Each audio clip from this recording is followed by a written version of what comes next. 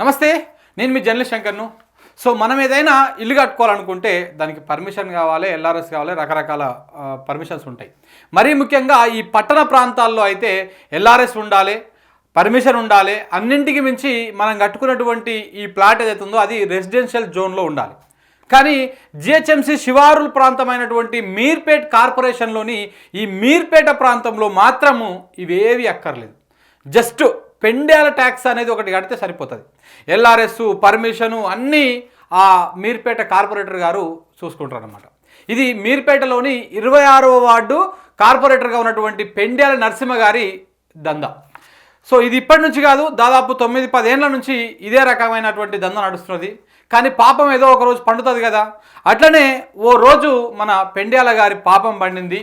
బైరు జగన్మోహన్ రెడ్డి అనే వ్యక్తికి survey number 30, plot number 12, block number 15లో నందిహిల్స్లోని ఇలా ఓ దొంగ పర్మిషన్ ఇచ్చి ఆయన అడ్డంగా దొరికిపోయిండు. దానికి సంబంధించినటువంటి పెండ్యాల పర్మిషన్ ఇప్పుడు నేను మీకు స్క్రీన్ మీద చూపిస్తాను. సో ఇది పెండ్యాల గారు ఇచ్చేటువంటి పర్మిషన్ ఎట్లా ఉంటుంది ఏంది అనేది మీకు కొంచెం క్లియర్గా వివరించేటువంటి ప్రయత్నం చేస్తా. ఒకసారి ఇక్కడ చూడండి, ఇది 2016 1వ తారీఖు 2వ నెలలో ఇచ్చినటువంటి పర్మిషన్ లెక్క ఇది ఉన్నది. అయితే గ్రామ పంచాయతీ పర్మిషను ఈ పర్మిషన్ కూడా ఎప్పుడు ఇస్తున్నారు ఏంది అనేది కూడా మీకు కొంచెం వివరంగా వివరించే ప్రయత్నం చేస్తా. 2016లో పర్మిషన్ ఇచ్చినట్టు ఉంది. అయితే గ్రామ పంచాయతీ ఎప్పుడే కానీ G+2 కంటే ఎక్కువ పర్మిషన్లు ఇవ్వరు అక్కడ. కానీ మన పెండ్యాల నరసింహ గారు G+3 కూడా పర్మిషన్ ఇస్తాడు. 3వ అంతస్తు భవన నిర్మాణానికి ఈయన అనుమతి ఇచ్చేసిండు. సో ఇదంతా ఫేక్ అనుమతి అనమాట. ఇదంతా 4 ఏళ్ల 2016లో వచ్చినటువంటి పర్మిషన్ కాదు. ఇది రీసెంట్గా వీళ్ళు ఇచ్చినటువంటి పర్మిషన్. ఇంకొక విషయం ఏంటంటే వీళ్ళు 2016లో ఇచ్చినట్టు ఇచ్చారు కదా, వీళ్ళు పెట్టే సంతకం ఏదైతే ఉన్నదో ఆ సంతకం కూడా 2016లో ఉన్నటువంటి అధికారి పెట్టినటువంటి సంతకం కాదు. అప్పుడున్నటువంటి అధికారి వేరు, ఈయన పెట్టినటువంటి సంతకం వేరు. సో దీని మీదనే ఈయన మీద ఫోర్జరీ కేసు అయింది. సో మొత్తానికైతే గ్రామ పంచాయతీ పరిధిలో 3 అంతస్తులకు ఎట్లా పర్మిషన్ ఇస్తాడు? ఇవ్వడు కదా.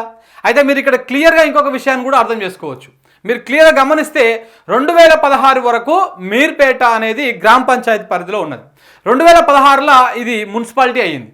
మళ్ళీ 2016 తర్వాత మొన్న 4 ఏళ్ల క్రితము 2018లో ఇది మున్సిపల్ కార్పొరేషన్ అయింది. అంటే ఇప్పుడు అక్కడ ఇల్లు కట్టుకోవాలంటే మున్సిపల్ కార్పొరేషన్ ఒక పర్మిషన్ తీసుకోవాలి. కానీ మన పెండ్యాల నరసింహ గారు ఏం చేస్తారంటే కార్పొరేషన్తో పని లేకుండా పంచాయతీ పర్మిషనే ఇప్పుడే ఇచ్చేస్తారు. అదే ట్విస్ట్ అన్నమాట.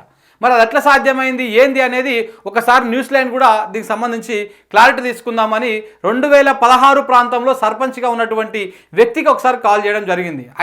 ఆయన ప్రవర్తన, ఆయన రాజకీయంగా ఎట్లా ఉండేవాడు, అప్పుడు ఏమైనా ఇట్లాంటి కరప్షన్స్ ఏమైనా చేసేవాడు అని చెప్పేసి 2016లో అప్పుడు సర్పంచ్గా ఉన్నటువంటి ఒక వ్యక్తికి మేము కాల్ చేయడం జరిగింది. మరి ఆ వ్యక్తి ఏమన్నాడో ఒకసారి మీరు కూడా వినండి. 2015లో మన దగ్గర ముగ్గురు ఇన్ఛార్జీలు సెక్రటరీలు చేసారు. ఓకే ఇన్ఛార్జీలు అంటే ఇక వచ్చిపోతుంటారు కదా, వారం 4 రోజులు 10 రోజులు. అవునవును. అట్లా అందులో ఒకరిద్దరు ఆయనకు బాగా క్లూస్ దొరికినాయి. ఓకే. ఆ రకంగా అలవాటు పడి మనోడు పర్మిషన్లు ఇచ్చి అలవాటు చేసి ఆ పిల్లలతో ఒక రేటు మాట్లాడుకొని ఆయనకి ఏమని ఇచ్చి ఆ రకంగా సంతకాలు పెట్టి వీడు కూడా కొన్ని సంతకాలు 4 సంతకాలు చేసి ఆ రకంగా చాలా మంది అయ్యి మొన్న పట్టుడు పోయినాడు. అవును, మొన్న అదైంది కదా. మొన్న పట్టుడు పోయిన అప్పుడు ఆ పీరియడ్ లో మెంబరు మండల పార్టీ అధ్యక్షుడు అప్పటి నుంచి ఇప్పటి వరకు ఉన్నాడు. సో ఈయన అక్రమ సంపాదన, ఈ అక్రమము అప్పటి నుంచి మీరు సర్పంచ్ ఉన్నప్పటి నుంచి నడుస్తూనే ఉందన్నమాట ఇది దందా. అవునవును అన్ని అప్పటి నడుస్తుంది. కొన్ని ఏదే కానీ వెలుగులోకి రావాలి కదా. అవును టైం పడుతుంది. వెలుగులోకి రాకుండా ఏదో ఇప్పుడు దొంగతనం అనేది దొరికినప్పుడే దొంగ అంటారు, దొరకకపోతే దొరకని అంటారు కదా. అవునవును. ఎవరైనా నేనైనా ఎవరైనా పన్నెండు మంచోడు పోయినంతసేపు మంచోడే, పన్నెండు చెడ్డ దొంగోడు లుచ్చ అంటే లుచ్చ దొంగ కిందకి వస్తాడు. మీ మీదనే పోటీ చేసిండగా గతంలో అయినా మీ మీద పోటీ చేసి గెలిచిండా? మొన్న కార్పొరేటర్ గా గెలిచిండు. అచ్చా, కార్పొరేటర్ గానా? ఓకే. మొన్న 26వ వార్డులో నా మీద 150 ఓట్లతో గెలిచింది. ఓకే. అంటే అంతకుముందు ఎంపీటీసీ అదే వార్డులో ఉండే, అదే వార్డుకి వెళ్ళి నందిహిల్స్ రాకుండే. సో అప్పుడు ఆ సెక్రటరీ వ్యవస్థను ఏదైతే గ్రిప్ లో పెట్టుకున్నాడో ఇప్పటికీ అదే సెక్రటరీలు సంతకాలు పెట్టి ఫేక్ పర్మిషన్లు ఇస్తున్నాడు అనేది ఇప్పుడు నడుస్తున్న వ్యవహారం. అంతే. ఓకే ఓకే, థ్యాంక్ యూ అండి. సో 2016లో పర్మిషన్ ఇచ్చినట్టు 2022లో పేపర్లు సృష్టిస్తారన్నట్టు. ఇలా దొంగ పర్మిషన్ ఇచ్చి పైగా ఈ విషయం గురించి ఎవరికి చెప్పొద్దు, ఎవరికి నేను ఇచ్చినటువంటి పర్మిషన్ కాపీని చూపించొద్దు అని చెప్పేసి కూడా ఆయన ఎవరైతే బాధితులు ఉన్నారో ఆ బాధితులతోని ఫోన్ మాట్లాడినటువంటి ఆడియో బయట కూడా ఒకసారి మీకు వినిపిస్తా చూడండి. నువ్వు పర్మిషన్ వరకు చూపెట్ట కదా, నేనేం చూపిస్తా అదే చూపి ఆయన అయితే అంటే కూడా నేనేం తెస్తాను, నేను ఏమంటలేను కానీ ఇంకా చూపెట్టక చూపియండి నేను చూపిస్తానంటలేను. నేనేం చేయాలో నాకు అర్థమైతే ఇప్పుడు ఆయన టీపీఓ రావడము నేను మాట్లాడలే కానీ వదిలేసే. Thank you. ఏమైతే అయితే ఒకవేళ పెడితే పెంట్ హౌస్ ఉంది కదా, దానికి 2 హోల్స్ పెడతా చిన్నది. వద్దు తమ్మి, గలీజ్ ఇజ్జత్ పోతుంది తెలుసా ఇవన్నీ మళ్ళా మొదటికి వస్తే నేను ఎట్లా సమాధానం చెప్పుకుంది నీకు, ఎట్లా సమాధానం చెప్పుకుంది వద్దు మాట్లాడతాను. విన్నారు కదా, పర్మిషన్ పక్కానే అయితే మరి దాన్ని దాచిపెట్టాల్సినటువంటి పని ఏంటి అంటే అది ఫేక్ అన్నట్టే కదా. తీరా అది ఫేక్ అని తెలుసుకునేసరికి ఈ విషయం ఈ బాధితులకు తెలిస్తే మళ్ళీ రివర్స్లో పెండ్యాల ఎట్ల బెదిరింపులకు పాల్పడతాడో ఒకసారి ఈ ఆడియో కూడా వినండి. తమ్మి నమస్తే. ఎక్కడున్నాను? నేను ఇప్పుడే వచ్చిన కోర్ట్ కాడికి వెళ్ళి వచ్చి సైట్ కాడికి వచ్చిన ఇప్పుడే పోతున్నా. మా గురువు గారు నరసింహారెడ్డి అని ఒక ఆయన ఉన్నాడు, సూపర్ కాలేజ్ ప్రిన్సిపల్. ఓకే, ఆయన వస్తుందంట, తమ వాళ్ళ వేరే ఇష్యూ ఉంది, కొడుకును యూకే పంపుతున్నాడు. నేను వస్తే నిన్న సాయంత్రం మేడం దగ్గర మేడం ఫోన్ చేయించావా? ఇక నాకున్న నేను అడిగింది మరి నేను వాళ్ళు ఎవరు టీపీ ఎవరు ఇట్లా ఒకసారి మేమతో చెప్పంటే 2 నెలలు ఆపుతుంది ఏమున్నదని. అది నీకు సంబంధం కాదు కదా. సరే వాళ్ళు మొత్తం అయితే వాళ్ళు చెప్పేదంటే గవర్నమెంట్ ఫీజు కట్టమని. అవునా, కొంత మీ గవర్నమెంట్ ఫీజు కడతా ఎట్లా ఇప్పుడు దాన్ని ఏమైతుందంటే మార్గేజ్ రిలీజ్ కాదని మనం మీ వాడే చెప్పిండు, ఎవరు సాయి. మరి అది 5 రోజులు 2 రోజులు అయిపోతాయి కానీ అయిపోతుంది తమ్మి, నేను కరెక్టే అంటున్నా. ఇప్పుడు నాకు 2 పాయింట్లు, ఇప్పుడు నీకు 2,25,000 ఇస్తాను, రాత్రి ఏమన్నా 1,25,000 ఇస్తా అన్నా, నేను 1,00,000 ఏనన్నావు, నేను ఏం చేయాలి మాట్లాడతా. నేనేమంటే ఇక్కడ ఒకసారి రా అన్న, నేను మాట్లాడతా. వస్తా, ఎంతసేపు రావుతూ 1 గంటలు వస్తా, ఎందుకంటే మా గురువు గారు వస్తుండ్రు. 6 గంటలకు కట్టరా? 6, 6:30, 7 మధ్యలో వస్తా. సరే, అంటే నేను ఏమంటే ఎందుకంటే నాది 2 నెలలు నేను రిక్వెస్ట్ ఒకటే అన్నా. నేను ఏమంటే ఇక్కడ నన్ను చెప్పండి, ఎందుకు ఫోన్ చేసి గవర్నమెంట్ ఫీజు కట్టమంటారు? గవర్నమెంట్ ఫీజు కట్టమంటారు. నేను కట్టడానికి రెడీ ఉన్నా, నేను చెప్పినా కదా. ఇప్పుడు నీ దగ్గరనే 2,00,000 చెప్తారా? అది కాదు తమ్మి, ఇప్పుడు నేను సరే 25,000 ఉంచుకొని 2,00,000 అని చెప్పిన. నేను చెప్తారా అన్న, నువ్వు రా, చెప్తారా అన్న? సార్ మంచి, నువ్వు రా, వస్తా 6:37 వరకు వస్తా. ఇంకా ఇప్పుడు మీ దాంట్లో మహేష్ గులగొడుతురు. మహేష్ అంటే ఏడా మన రోడ్ నెంబర్ అయినా నందిల్స్ లో గులగొడుతురు. ఒకటేనా ఇప్పుడు? ఒకటే పెట్టించిన తమ్మి దండం పెడతా, నా దాంట్లో రాని కొన్ని డబ్బులు ఇస్తున్నారు, మేనేజ్ చేపిస్తున్నా. సరే అది చేద్దాం, నేను మాట తీసేయాలి, ఆయన తీసేయాలి, ఎలాగో తీసేయను. సో ఇట్లుంటది అన్నమాట. ఆఫ్టర్ ఆల్ ఒక కార్పొరేటరు ఇలా అక్రమ పర్మిషన్లు ఇస్తుంటే మరి మున్సిపల్ అధికారులు ఏం చేస్తున్నట్టు అంటే వాళ్ళు కూడా ఆయన జేబుల మనుషులేనా? వాళ్ళు అట్లా చూడనట్టు వ్యవహరిస్తారన్నట్టు. అసలు ఇదంతా ఎందుకు? మనము రూల్స్ ప్రకారమే పోదాము, రూల్స్ ప్రకారమే ఇల్లు కట్టుకుందాము అంటే ప్రభుత్వానికి కట్టాల్సినటువంటి ట్యాక్స్ కూడా కడదామని పోయిరనుకో, ఇక అయిపోయి వాళ్ళ ఇంటి మీదకి తెల్లార వరకల్లా బుల్డోజర్లు వచ్చేస్తాయి. ఆ కట్టిన పిల్లర్లు గిల్లర్లు ఏమనుంటే అవన్నింటిని కులగొట్టేస్తారు. ఎంతైనా బీజేపీ నాయకుడు కదా, వాళ్ళకు బుల్డోజర్లు అలవాటే. సో మీర్పేటలో ఇల్లు కట్టాలంటే గిడితే పెండాల ట్యాక్స్ కట్టాల్సిందే అనే వాదనలు ఈ కార్పొరేషన్ పరిధిలో బాగా వినిపిస్తున్నాయి. సో ఇలా ఒక బైరు జగన్మోహన్ రెడ్డి పరిస్థితే కాదు ఇది. మీర్పేటలో ఇలాంటి దొంగ పర్మిషన్లు 100ల కొద్దీ ఇచ్చాడన్నది ఆయన మీద వస్తున్నటువంటి ఆరోపణలు. ఇక ఆ లిస్టు మొత్తం తీసుకొని కొందరు స్థానికులు కలెక్టర్కు కంప్లైంట్ చేశారు. రీసెంట్గా అంటే పోయిన నెల 15వ తారీఖు నాడు రంగారెడ్డి జిల్లా కలెక్టరు అమయ్ కుమార్ కూడా కార్పొరేటర్ గారిని 6 నెలల పాటు సస్పెండ్ చేస్తూ ఆయన ఇచ్చినటువంటి సస్పెండ్ కాపీ కూడా నేను మీకు ఇక్కడ చూపిస్తా. సో సస్పెండ్ కాపీ ఏడు ఉన్నదంటే సో ఇదన్నమాట. సో 17వ తారీఖు నాడు 5వ నెలల ఈయన కలెక్టరు ఈ మీర్పేట కార్పొరేటర్ ఎవరైతున్నారో ఆ కార్పొరేటర్ను 6 నెలల పాటు సస్పెండ్ చేస్తూ ఆయన ఇచ్చినటువంటి ఆర్డర్ ఇది. సరే, ఈ ఆర్డర్ మీద ఆయన కోర్టుకు పోయిండు, అది వేరే విషయము. ఇది పోతే ఇదే రోజున తెల్లారినాక పేపర్లో వచ్చినటువంటి వార్తలు ఇవి. Corporator Pendyala Narasimha suspension, Meerpet corporator పైన సస్పెన్షన్ వేటు, Meerpet BJP corporator suspension, panchayat secretary సంతకం ఫోర్జరీ కేసులో. సో దొంగ సంతకాలు అనమాట. సో దొంగ సంతకాల ఫోర్జరీ కేసులో ఆయన సస్పెన్షన్ అయ్యిండు. సో ఇదన్నమాట మీర్పేటలో జరుగుతున్నటువంటి తతంగం. ఇది గత కొన్ని సంవత్సరాల నుంచి, దాదాపు 10 సంవత్సరాల నుంచి మీర్పేటలో నడుస్తున్నటువంటి అక్రమ దందా. సో ఇది మీర్పేటలోని మన కార్పొరేటర్ పెండ్యాల నరసింహ గారు చేస్తున్నటువంటి అక్రమ దందా. దీనికి సంబంధించి పూర్తి వివరాలు అందించడానికి ఆ ప్రాంతం నుంచి వచ్చినటువంటి కొంతమంది బాధితులు మనతో మాట్లాడడానికి రెడీగా ఉన్నారు. ఇప్పుడు వాళ్ళ వర్షన్ కూడా ఒకసారి విందాం. సో ఇప్పటిదాకా మనం చెప్పుకున్నాం మీర్పేటలో పెండ్యాల నరసింహ వసూలు చేస్తున్నటువంటి ట్యాక్స్ల వసూలు ఎట్లుంటాయి, ఆయన ఏ విధంగా పన్నులు వేస్తాడు, ప్రభుత్వానికి రాబడి రాకుండా ఆయన సొంతంగా పనులు ఎట్లా చేస్తున్నాడు, జనాన్ని ఎట్లా మోసం చేస్తున్నాడు, ప్రభుత్వానికి రావాల్సినటువంటి ఖజానాకి ఎట్లా గండి కొడుతున్నాడు అన్నది మనం ఇప్పటిదాకా చూసినాం. సో ఏదైనా పర్మిషన్ కావాలనుకుంటే, మనం లీగల్గా పోవాలనుకుంటే ప్రభుత్వ రూల్స్ ప్రకారం పోవాలి. కానీ మీర్పేటలో మాత్రం ఈ రూల్స్ గిల్స్ ఏవి నడవయి, ఏవి ఉండవు. ఓన్లీ పెండ్యాల ట్యాక్స్ ఒకటి కడితే సరిపోతుంది. పెండ్యాల నరసింహ గారికి చేతికి ఎంతో కొంత తడిపితే దాన్ని జాగబట్టి 200 గజాలు ఉంటే ఒక రేటు, 100 గజాలు ఉంటే ఒక రేటు, 300 గజాలు ఉంటే ఒక రేటు, నువ్వు కట్టే అంతస్తు 2 అంతస్తులు అయితే ఒక రేటు, 3 అంతస్తులు అయితే ఒక రేటు. ఈ జోన్లో 2 అంతస్తులకే పర్మిషన్ ఇవ్వాలి, ఈ జోన్లో 1 అంతస్తుకే పర్మిషన్ ఇవ్వాలనే కథలు కూడా ఏమి ఉండవు అన్నట్టు. కంప్లీట్గా ఎంత కావాలంటే అంత ఇస్తాడు. సో అది కూడా గ్రామ పంచాయతీ పేరు మీద ఇస్తాడు. 2016లో ఆయన సంతకం పెట్టి ఇస్తాడు. ఎట్లా పెడతాడు, ఏంది పెడతాడు అనేది ఇప్పటిదాకా మనం చూసినాం. ఇక ఈ విషయాలు క్లియర్గా చెప్తందుకు అదే మీర్పేట వాస్తవ్యులైనటువంటి ఒక బ్రదర్ మన దగ్గరకు వచ్చిండు. ఈ అన్యాయాలు, ఈ అక్రమాలని ఆయన మొదటి నుంచి పోరాటం చేస్తున్నాడు. సో ఈ కంప్లైంట్ చేసి ఆయన సస్పెండ్ కావడానికి కూడా ఒక కారణము ఇప్పుడు వచ్చినటువంటి బాధితుడే. సో ఆయనను అడిగి మరిన్ని వివరాలు తెలుసుకుందాం. ఎందుకంటే ఈ విషయాలు ఎందుకు మీ ముందుకు తీసుకురావాల్సి వస్తుందంటే, బేసిక్గా ఇక్కడ 2 విధాలుగా నష్టం జరుగుతున్నది. ఒకటి ప్రభుత్వానికి రావాల్సినటువంటి ఆదాయం గండిపడుతున్నది, మరొకటి అన్నింటికంటే ముఖ్యంగా ఇంకొక విషయం ఏంటంటే ప్రజలు మోసపోతున్నారు. ఇవాళ దొంగ పర్మిషన్లతోటి, ఫేక్ పర్మిషన్లతోటి ఈ బిల్డింగ్లు కట్టుకున్నటువంటి ఈ బిల్డింగ్లు కట్టుకున్న వాళ్ళు ఎవ్వరు కోట్లు ఉన్నోళ్ళు గారు. ఏదో మధ్యతరగతి కుటుంబాలు అప్పులు సప్పులు చేసి బిల్డింగ్లు కట్టుకుంటారు. రేపన్నాడు గవర్నమెంట్ ఇది అక్రమ పర్మిషన్, ఇది పర్మిషన్ లేదని చెప్పేసి ఆ బిల్డింగ్లను కూలగొడితే బజార్ను పడేది ఈ మధ్యతరగతి, ఈ అక్కడ నివాసం ఉంటున్నటువంటి ప్రజలు. సో ఆ ప్రజల కోణంలో మనం ఈ కుట్రను బయటకు తీసుకురావడం జరుగుతుంది. అందుకని కంప్లీట్ గా దగ్గర 1-2 ఇండ్లు అయితే ఏదో అనుకోవచ్చు, దగ్గర అక్కడ 100ల పైచిలకు ఇట్లాంటి దొంగ పర్మిషన్లు ఇచ్చినటువంటి పెండ్యాల నరసింహ గారు రీసెంట్ గానే సస్పెండ్ అయ్యారు. సో 100 ఇండ్లు అక్కడ ఈ మీర్పేట పరిధిలో ఇట్లా తప్పుడు పత్రాలతోటి, ఫేక్ పర్మిషన్ తోటి, దొంగ పర్మిషన్ తోటి అక్కడ ఇండ్లు కట్టడం జరిగింది. దానికి సంబంధించినటువంటి పూర్తి వివరాలు ఇవన్నీ ఇస్తాడు. నమస్తే అన్న. నమస్తే అన్న. నమస్తే. మీ పేరు ఏం పేరే? నా పేరు భాస్కర్ రెడ్డి అన్న. ఏడుంటారు మీరు? నేను మీర్పేట మున్సిపల్ కార్పొరేషన్ 9వ డివిజన్లా నందిల్స్ కాలనీలో ఉంటాను. నందిల్స్ వాస్తుని, స్థానిక వాస్తుని.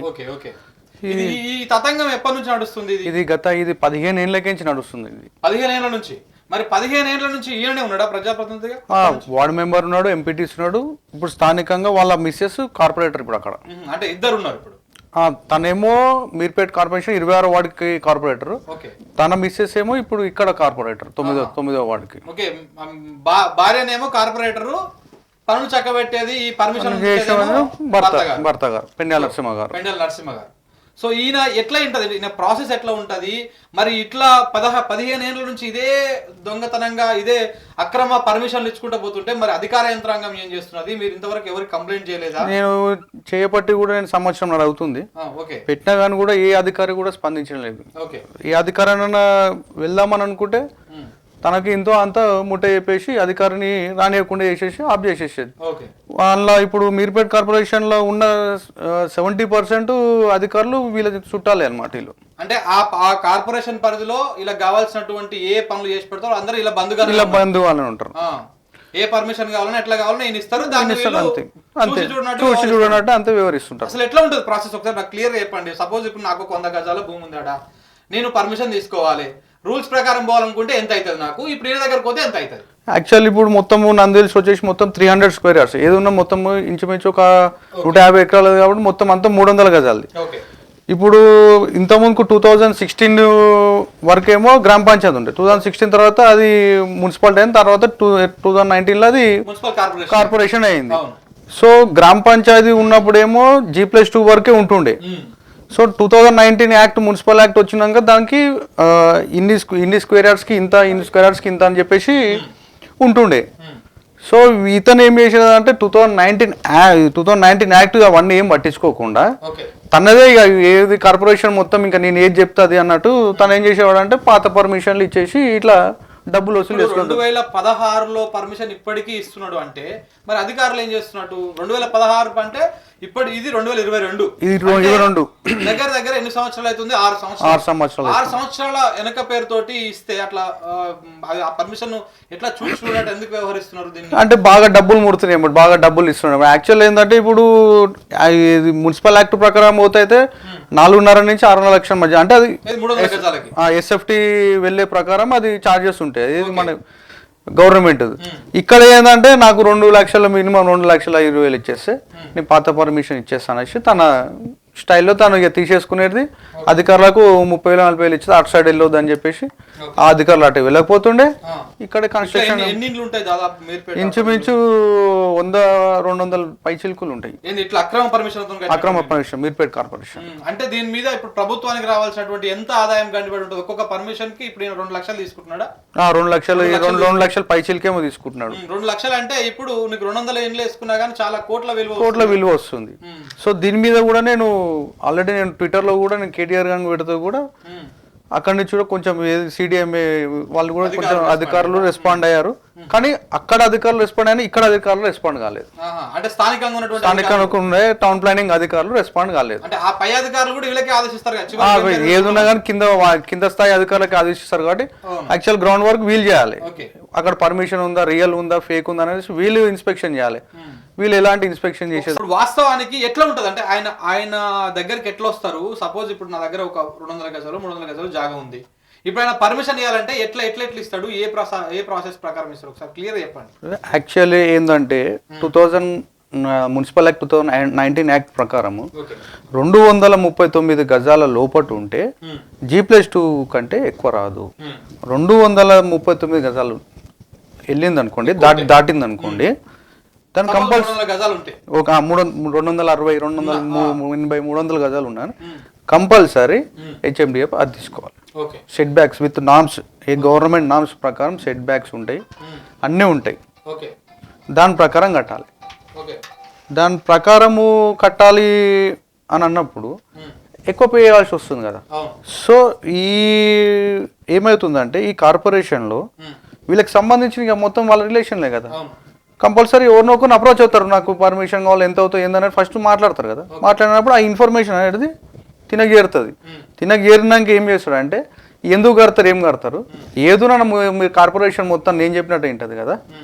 సో ఏదో ఇంత ఇచ్చేసేయండి నేను చూసేసుకుంటా అని చెప్పేసి. ఇక్కడ ఒక డౌట్ కూడా ఉన్నది అంటే ఆయన ఖాళీ ఒక కార్పొరేషన్ ఒక వార్డుకు మాత్రమే ఆయన లేదు. మీర్పేట్ మున్సిపల్ మొత్తం 46 డివిజన్లో ఏ డివిజన్లో ఏది కావాలన్నా తన పర్మిషన్లు ఏది ఉన్నా కానీ కూడా తన దగ్గరికి వెళ్తే మొత్తం తనే చూసుకుంటాడు. ఇంకా అంటే ఇప్పుడు ఈయన దగ్గరకు పోతే LRS అవసరం లేదు, BRS అవసరం లేదు, ఏ పర్మిషన్ ఏ సెట్ బ్యాక్స్ అవసరం లేదు, ఏది అవసరం లేదు. అది ఇప్పుడు FTL కొంత మీర్పేటలో FTL జోన్లు కూడా ఉన్నాయి కొన్ని. అవును, FTL లో ఉన్నా కానీ పర్మిషన్లు ఇచ్చేస్తాడు. అది అక్కడ చూసేది ఏం లేదు, మొత్తం తనే కొన్ని డాక్యుమెంట్లు చూసిన నాకు ఇచ్చినాయి. దాంట్లో బేసిక్ గా గ్రామ పంచాయతీ పరిధిలో G+2 వరకే ఉండాలి. కానీ ఆయన 3వ అంతస్తుకు 4వ అంతస్తు కూడా కొన్ని పర్మిషన్లు ఇచ్చినట్టు ఉన్నది. వాస్తవానికి ఇందులో ఉన్నది. ఇక్కడ మూడో అంతస్తు ఇదేమో గ్రామ పంచాయతీ పర్మిషన్. కానీ దీనికి 3వ అంతస్తు కోసము ఇచ్చేయండి. సరే, అసలు ఇందులో ఇంకొక ట్విస్ట్ ఏంటంటే నేను ఎంక్వైరీ చేస్తున్న క్రమంలో 2016లో గ్రామ పంచాయతీ పేరుతో ఇచ్చారు. అయితే దీని మీద ఇచ్చినటువంటి పర్మిషన్ కి సంతకమేమో ఈ ఒక సెక్రటరీ సంతకం పెట్టిండు. అయితే ఈ సెక్రటరీ 2016లో అక్కడ లేడంట.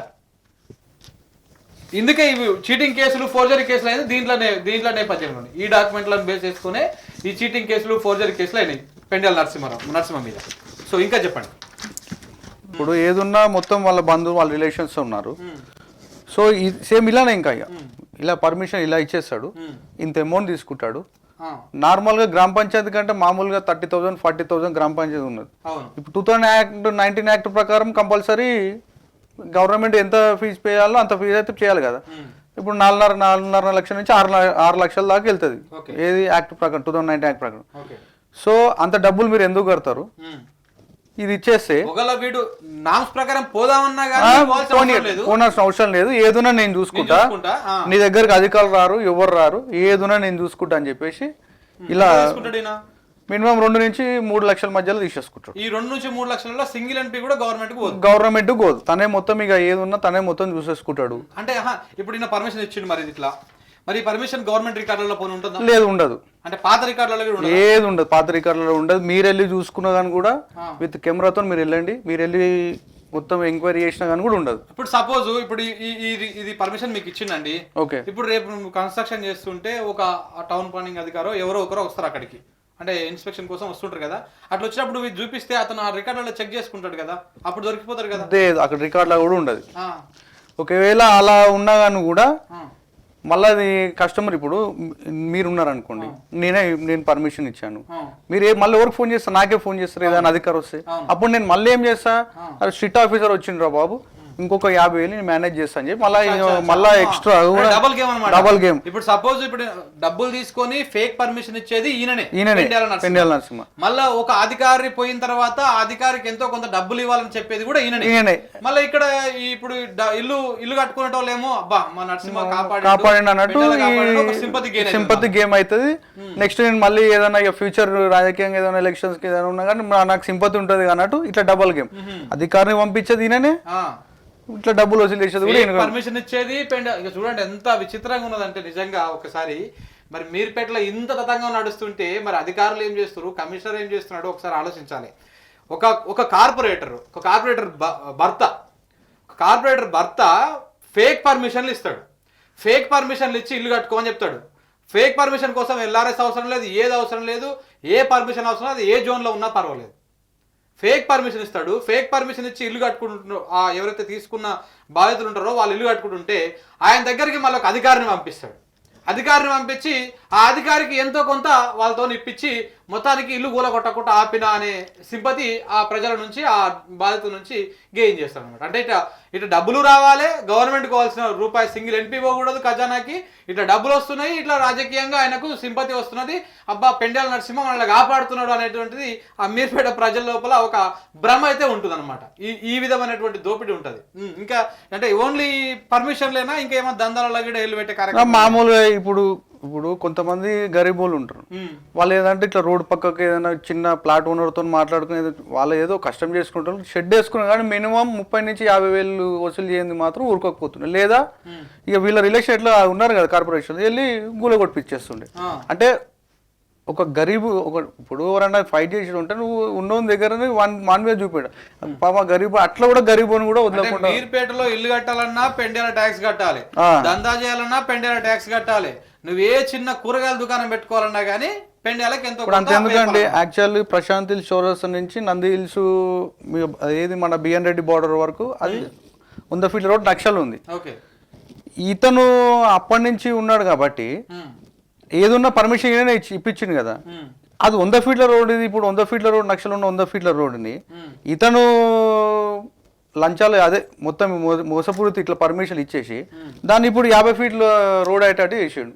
50 ఫీట్లకి వేసిండు. అంటే నో సెట్ బ్యాక్స్ ఏవి లేకుండా మొత్తం ఈ విధంగా ఆ కాలనీ అయితే మొత్తం భ్రష్టు చేసిండు. మీరు కంప్లైంట్ చేసిన కలెక్టర్ కంప్లైంట్ చేసి అని చెప్పారు, ఆ కాపీ ఏమైనా ఉందో చూపిస్తారా?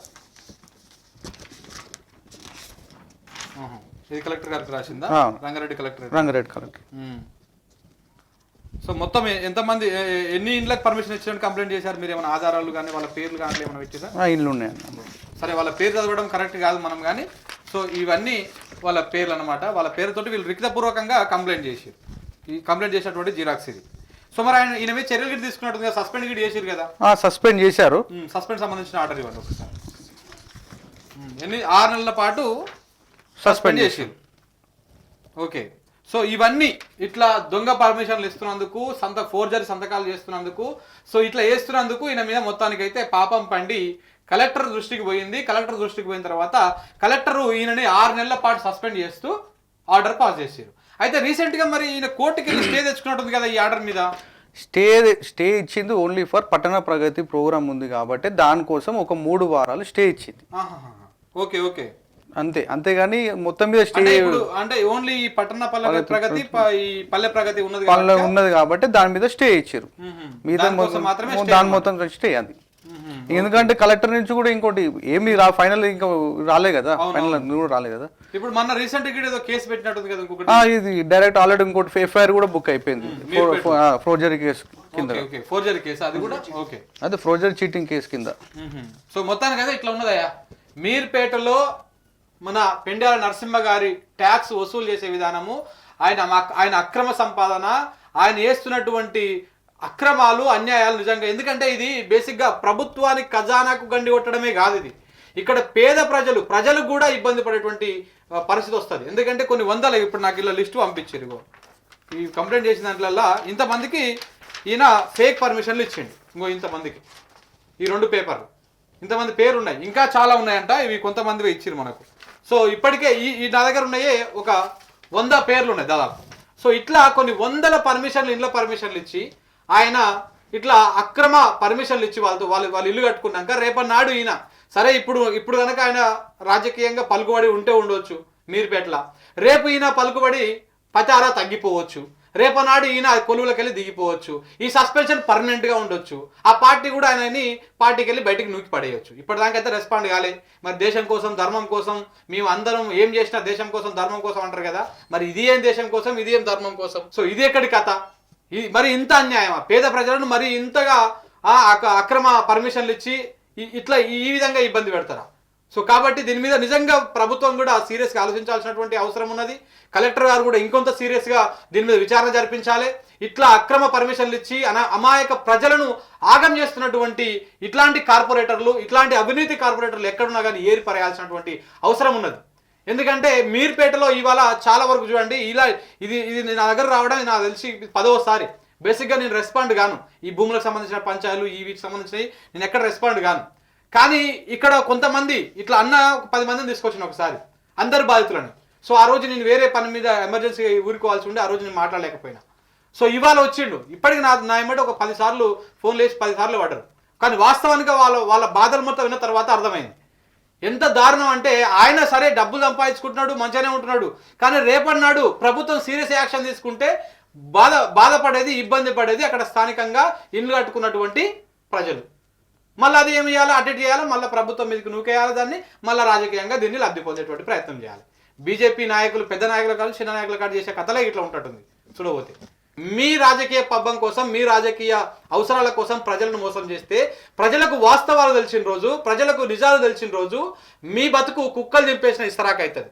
ఎందుకంటే ఒక కడుపు మండితే ఆ బాధ ఏందో ఆ ప్రజలకు తెలుస్తుంది. ఇప్పుడు నువ్వు ఇంత కష్టపడి నువ్వు దొంగ పర్మిషన్లు ఇస్తేవి, అన్నీ చేస్తేవి, ఇవన్నీ ఇచ్చినాక వాడు ఇల్లు కట్టుకున్నాక రేపన్నాడు వచ్చి గవర్నమెంట్ ఇది ఫేక్ పర్మిషన్ అని చెప్పేసి కూలగొడితే ఎక్కడ పోవాలి ఆయన? ఎట్లా బతకాలి? దగ్గర ఒక 100 గజాలల్లో ఒక ఫ్లోర్ ఇల్లు కట్టుకోవాలంటే దగ్గర ఎద్దలేనో ఒక 25 నుంచి 30 లక్షల ఖర్చు అవుతుంది. 30 లక్షల ఖర్చు నువ్వు వచ్చి బుగ్గిపాలు చేసినట్టు అవుతుంది. కాబట్టి దీని మీద ఓన్లీ సస్పెన్షన్లు ఇవే కాకుండా కఠినమైన చర్య తీసుకోవాలి. దీని మీద పూర్తి స్థాయి విచారణ జరగాలి.